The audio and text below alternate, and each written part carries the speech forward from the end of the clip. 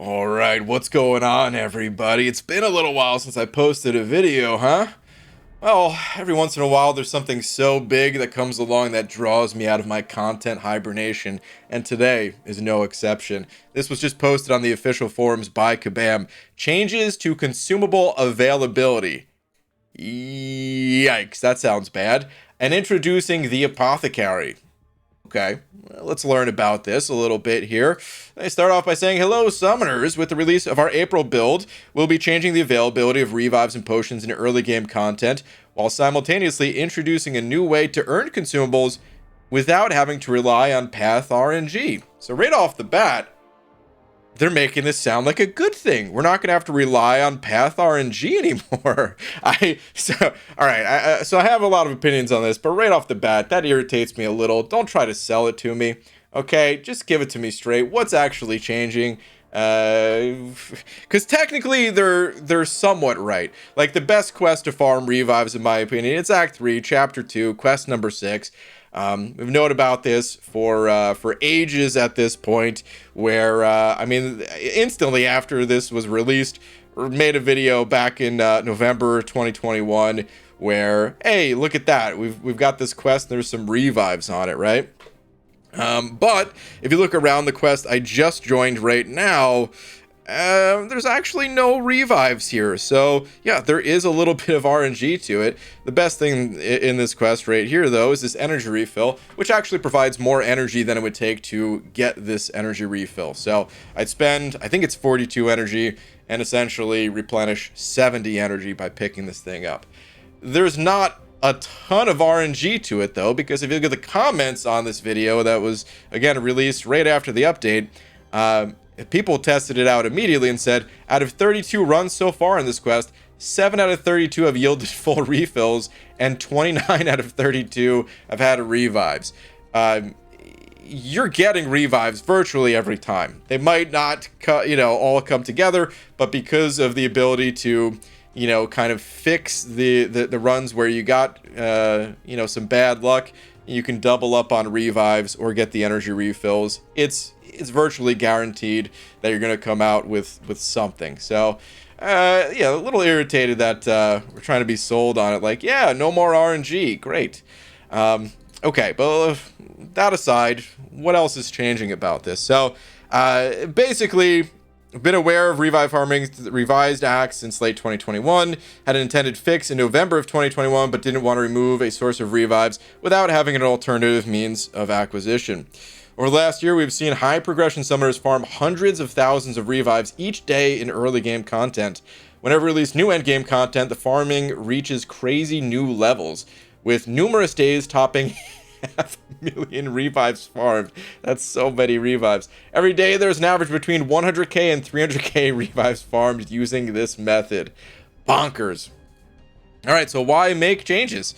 Why not let people just farm an infinite number of these things? This frenzied revive farming trivializes difficult content like Karina's challenges and Eternity of Pain because summoners simply spam revives. Oh, wait, so are they going to take out the ability to use revives in this content? For us to allow what is effectively a loophole for these challenging pieces of content, we'd have to dilute the rewards given from that content. No. So they're saying they would just have to take away the rewards, but you're still going to be able to spam revives. Okay. And that is not something we want to do. Okay, so yeah, the rewards aren't changing. The ability to spam revives is not going to change. It's just now you gotta pay up. Not necessarily with money, but you gotta find another way to get these revives. Okay, so without these changes, we risk having to cancel development on upcoming high difficulty content currently in the works. Okay. So what's actually changing? Changes to early game content. The biggest change you'll see is to revive drop rates across acts 1 through 3, where there's a number of factors that led to the current near certain drop rate of revives in 3.2.6. These drop rates, yeah, there we go. All right, I'm happy they said it's the near certain instead of the RNG that they said early in this post. All right, these drop rates have always been higher than intended. To address this, we have added other early game resources to the prologue revive spawn nodes. The end result is maps with these nodes will now have a lower drop rate for revives without negatively impacting the experience of early game accounts. for whom the content is designed. Which I believe, by the way. I don't think this was ever intended to be the end game farming system. How many other games are just like, oh, how do you beat the highest difficulty content in the game? Well, you farm the lowest difficulty content in the game just to make it super easy. That's not really how games work, so I understand that. All right, so farming revives will still be possible, but it'll be much less efficient from a time and energy perspective. We're aware that without these farming options, summoners will not have access to sufficient consumables. To address this, we'll be introducing a new daily quest, the Apothecary, that will run every weekday and provide what our team has deemed a reasonable amount of consumables. Okay. Okay, well, what are the reasonable amount of consumables? Can we see? Here we go. Daily rewards. Completing easy difficulty grants 1 level 1 healing potion. 1 level 1? What is that gonna do? Wow, here's 1% health on your champion? Okay, well, that's just the easy difficulty, though. Let's continue on. Exploring easy difficulty grants 1 level 2 healing potion. Wow. Level 2 healing potion. These were made before most people that are playing the game even downloaded the game. That's how old these resources are. They're useless.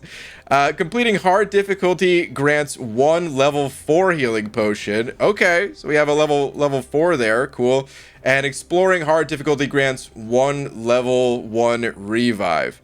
Okay, so for completing and exploring the hard difficulty, you get a level 4 and a level 1. That's basically what you get out of the the 22-hour events that are in game right now, which are fantastic for getting these resources. Because yeah, third milestone, there you go, level 1 revive. Fourth milestone, level 4 potion. And these things, they're pretty legit, man. They're very useful. The level 1 and level 2 though, no. Okay, let's continue on, though. So, one of the paths of the easy quest also has an empty node containing 1 level 1 alliance quest healing potion. For what? What is that going to do? While the other has a 99% chance of containing 1 level 1 healing potion and a 1% chance of containing 1 level 1 revive.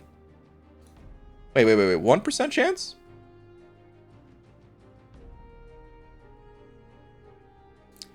Without having to rely on path RNG. Okay, I just wanted to make sure I'm still reading the same post. Okay, one of the paths of the hard quest also has an empty node containing 1 level 1 team healing potion, while the other has a 95% chance of containing 1 level 3 healing potion and a 5% chance of containing 1 level 2 revive. Again, a very small chance, but it might contain something that will be of use to you. A lot of RNG there, but there's a chance that it might be good. Okay. So that's what's changing. They're pulling out the resources, or at least the revives from this, the early quests. I wonder if any are going to slip through the cracks. It sounds like they've got, a lot of data on where these revives are coming from. So they may have gotten all of the quests that have high spawn rates. We'll have to see when the update comes out. I'm sure someone will scramble and find some way to still farm revives. And then they're introducing the Apothecary that, while summoners no longer have to rely on RNG, they'll also have to rely on a tremendous amount of RNG to get. I skipped this little blurb here, but let's just see. This quest will reset daily and provide a source of consumables, including revives and health potions. The intention in implementing the Apothecary is to provide summoners with a guaranteed baseline number of consumables in exchange for a set amount of energy exchanged. Summoners will no longer need to rely on RNG while spending 42 energy in story content. Again, please don't sell it to me that way when that's really not what's going on here, in my opinion. Now, that said, nitpicking the way that this has been sold, believe it or not, I actually think this is a good change. Sort of. Now, many people will know that, who have watched this channel for a number of years, know that I actually like nerfs in some cases. There's been many times where I was opposed to changes as well, including some, some of the balance updates. Going back to one of the last times they actually nerfed champions was like Namor, which I still think was a bad nerf. So it's not like I'm always pro nerf, but I am pro nerf more than the average player. Some people will make the argument that, well, there's been a lot of time or money invested in like a champion or something like that, and that's why they don't want something nerfed. And I understand, I hear that and I understand it, but what I also hear and understand is, well, I've spent a lot of money or a lot of time, so I don't want the game to be as good as it can be. Because I think nerfs make the game as good as they can be. Sometimes it just has to be. And I do think that, having an infinite way of farming revives, I do think it trivializes content. I do think it makes the game less interesting. Maybe I'm biased because I'm on YouTube here, but looking at YouTube stats of content that was explored, previously compared to the content that comes out and you just have an infinite number of revives, there's a lot less hype behind it. There's a lot less interest because it's like, oh man, are you going to make it through? You're not going to make it through? Or, how many resources is this going to take? How'd you get those resources? All of that interest, it's kind of just wrapped up in, well, just go back to Act 3. That piece of content that you did before you even realized you liked this game. That's how long ago you did this content. Go back there and just run that 150 times. And then everything else that was talked about, it doesn't matter. Do you have the best options? Doesn't matter. Do you have the highest rank for these champs? Doesn't matter. Just do Act 3 and nothing else matters. I think that makes for a pretty poor game, in my opinion. And I understand I'm probably going to get some hate for that. I don't care. I really don't care. This is my opinion. I think it makes for a poor experience. I do, however, think that this also makes for a poor experience. The Apothecary, I think, is terrible, by the sounds of it. I guess I technically haven't gone through it yet, but the numbers are simple enough to break down that this sounds like absolute trash. Level 1 healing potion, what the hell is that? Why is it even in the game at this point? Kabam has already stated in other posts that players, they're advancing faster these days. They're getting like 5 stars by the time they reach that Thanos in Act 3 and all this stuff. So even for new players, what the hell is the point of these potions? I'll tell you what the point of the potions are. They're to make the overflow experience of this game miserable. I really need to use these 6 stones, by the way. There's not much time on them. But, I often find myself, I haven't gone through, story content in a little bit, but I often find myself with just an odd number of level 1 and level 2 potions in the overflow that make me think something actually cool is expiring that I have to use, and then I have to play this game of like, what do I delete? What do I not delete? It's really not that fun to deal with. It doesn't really help my champions in any meaningful capacity. There's like one quest ever where those resources are good outside of if you're legitimately going through like Act 1 as a new player. And that quest is in the back issues number 4, where you actually had to use lower level champs. And I don't know when this quest came out, but it was a long time ago. So I guess there's it's good that you can get some resources to get these outdated rewards to help you clear that content. But outside of that, what the hell is the point of these resources for existing? I think this quest is terrible. My first impression when I read this was these level 1 and level 2 potions should be level 4s at a bare minimum. And you do get a level 4 for completing hard mode, and you do get a revive for exploring hard mode, which, by the way, I skipped over the energy costs, but to explore easy, it is 17 energy, and to explore hard, it is 48 energy. You can do these quests every single day, every single weekday at least. They're not here on the weekends. But yeah, that's kind of the details of that. So yeah, for completing and exploring hard difficulty, you do get some useful stuff for spending your 48 energy. But that brings me to my next point, where I said that the 22-hour solo events, they're great because they give a level 1 revive from the level 3 milestone, and then a level 4 health potion from the 4th milestone. But that's not the only reason why this is great. This is great because it's not a quest.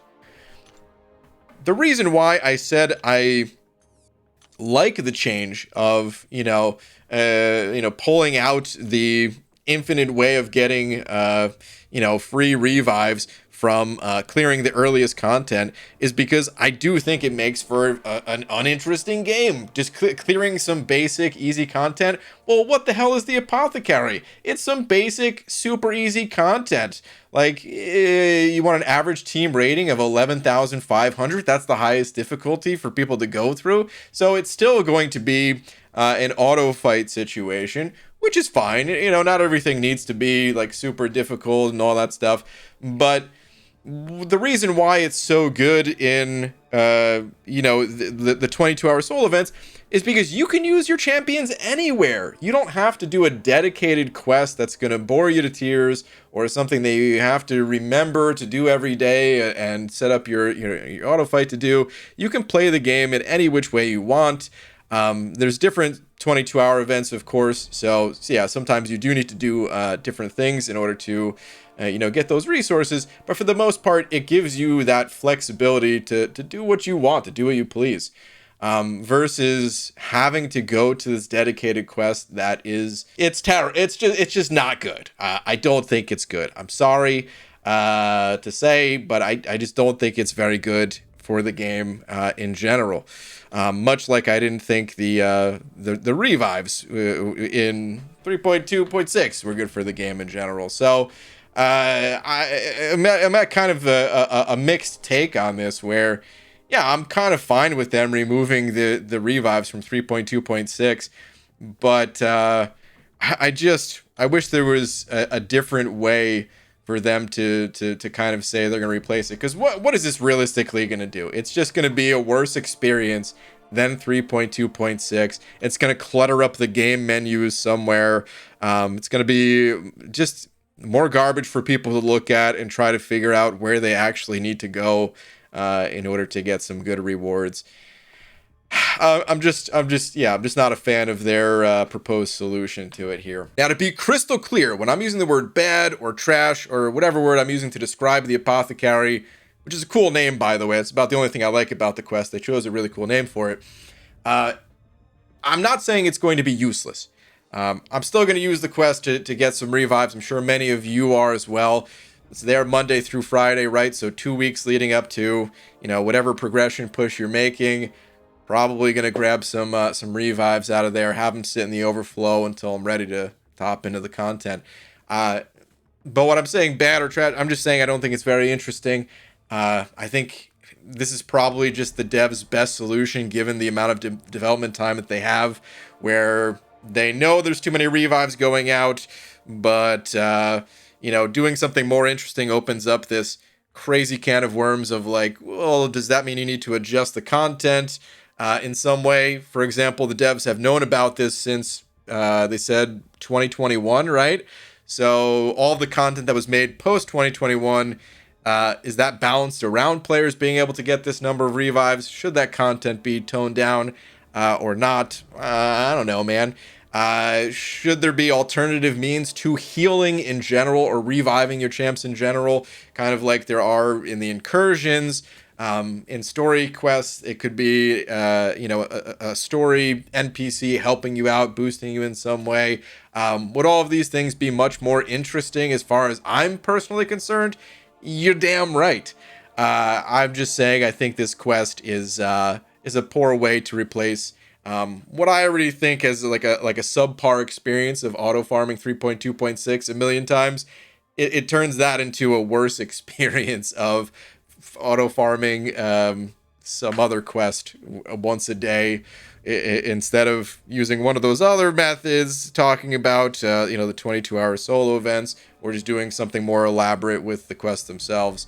I just don't think it's very interesting. So that's kind of where I stand on these changes.